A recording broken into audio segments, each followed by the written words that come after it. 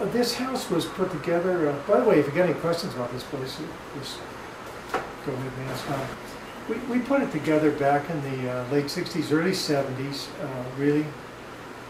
And we were inspired by a woman by the name of Dorothy Day, who set up a thing called the Catholic Worker back in the 30s in New York. And she was a wonderful person, and we were inspired by her. We never called ourselves a Catholic worker because, as I tease sometimes, most of the people in our little community were not Catholic, and nobody really worked, so we weren't really Catholic workers. She was something of a socialist herself, and she wrote articles for socialist magazines and things like that. And she had a great heart for people that were poor and on the edges and that sort of thing. And so she was attracted at some point to the Catholic Church and joined the Catholic Church, and she got a little trouble because she never was really in great sync with the Catholic Church. But she did say at one time that either Jesus had as much to say about these social problems as Karl Marx did, or Jesus didn't have anything to say at all.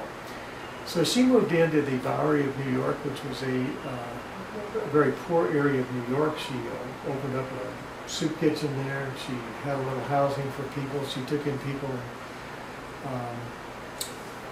and that was kind of the beginning. And right now, I think there's probably 40 or 50 of these Catholic worker type organizations around the country. And as I say, there's no legal affiliation of any of them. It's just sort of a spontaneous group of friends that grew up and were inspired by that sort of thing. The soup kitchen we started in 1970, pretty much in our house. It was over on El Paso Street at the time, and all of us were working at some job. There's a half a dozen of us in the little community. We were working at some areas in the city, just in our regular employment. But when we would come home at night, there'd be 8, 10, 15 people sitting on our front porch. And understand, this was also the days before food stamps. There weren't such things as those things. We had very little social service support systems for people that were poor.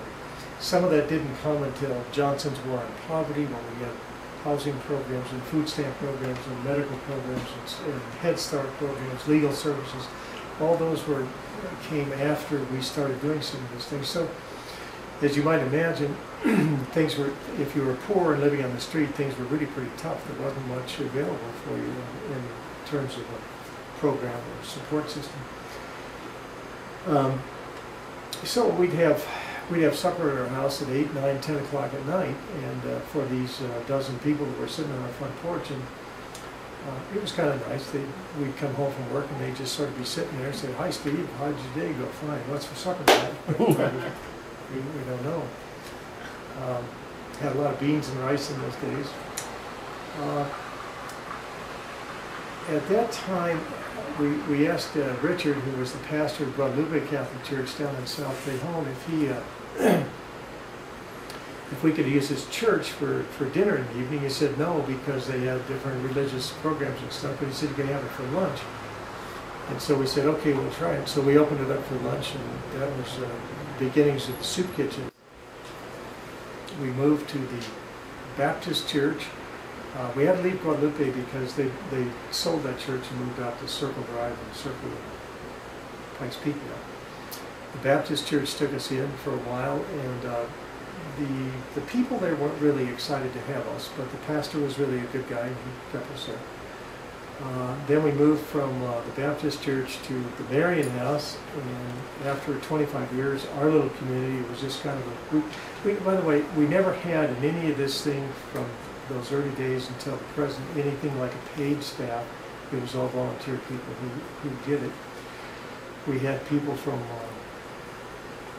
the Mennonite church who were Mennonite volunteer service. You know, there's a lot of religious organizations that have sort of subsets of young people that volunteer for a year or 2 years and stuff like that. It's really very wonderful.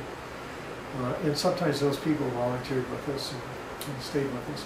Littlefinger and starting a credit union here in town. That was back in the days also. You don't see it so much anymore. They have these loan offices all over town where you could borrow money. Poor people in those days couldn't borrow money.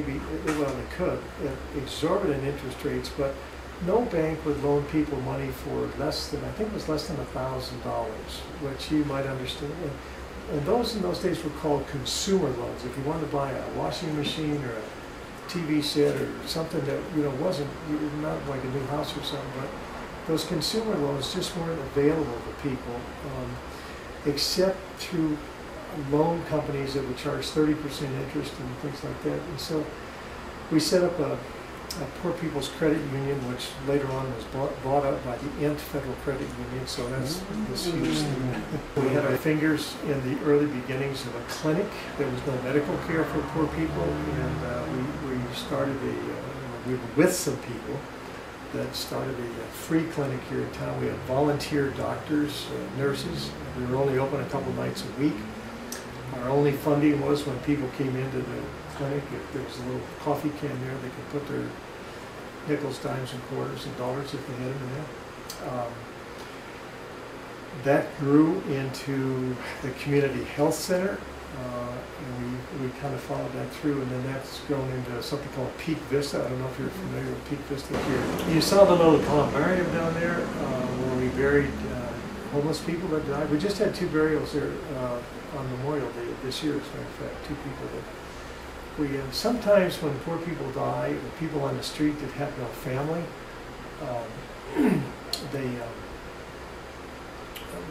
because we know them, we wind up being responsible for their ashes. It used to be that cremation wasn't such a popular thing, and so they buried people, the earth burial, and we built caskets for some of those people, and they were buried out at Block 109 in Evergreen Cemetery, which is the poor people's block out there. Now pretty much the county will cremate people instead of earth burial, unless there's some reason for the earth burial. But even then, the county doesn't pay the full freight, they just pay part of that. So if we get the ashes of somebody that's died, that's lived with us or that we've known over the years, and we put them in our garden down there. And that thing, by the way, started off, I'll just tell you a nice little story. First of all, we built the wall, we went around the city and we picked up stones at places where people had died, like down by the creek, Fountain Creek, and up off 31st and stuff like that. And we collected all those stones together, we put those stones in that wall. So there's some, the stones kind of hold the memory of those guys too. We put that together, and there's a little terracotta picture there of a mother and a child. I don't know if you saw that when you were there. It's kind of buried among the flowers right now, but I thought that would be a really nice symbol. A mother holding a little baby would be a kind of a universal symbol of love, and all religions or no religions could be edified by that picture. So we put actually it was out at El Pomar where the nuns out there had a retreat center, and when they moved out, I stole that from them in the process of their moving. They know about it now, but they didn't back in those days. So we put that there. Then as the years have gone on, other people have decided to decorate that area with memories of their own loved ones. So as you saw, when did you go there? Today? Yesterday? Yes, sir. Yesterday. There's this explosion of plastic flowers and statues and things. The statue of the Guadalupe way in the center, actually you can plug it in, it lights up and it flashes on the right there's a statue of Jesus there, which is probably the worst kind of art you can see in the whole world. One of our guys, Gino, he found that at a yard sale, and he found a carpenter who built that little house, and he said, when I'm buried, I want to be buried right there, and I want Jesus looking over my grave. So really, what the heck? So we have all these symbols there, and I've learned to love them all. Yeah, community is probably the most important. It's something that we function, or we base ourselves on a lot, is to get to know people as people, and to give them some human connections. And over the years, I have no idea how many people we connected with over the years, but we still see those people, they still come back. This is kind of home base for them, even if they wind up in prisons or nursing homes or jails or whatever it is. We get letters like every day from these people, and phone calls, visits and stuff like that. So that idea of connection is probably the most important thing. Our mission has been not so much to get rid of people as to include people. And there's a lot of people that live on the edges. Either they're socially on the edges, they're politically on the edges, they're legally on the edges, and health-wise they're on the edges. And somehow we feel we'd like to open some doors and bring those people into the human family as respected human beings.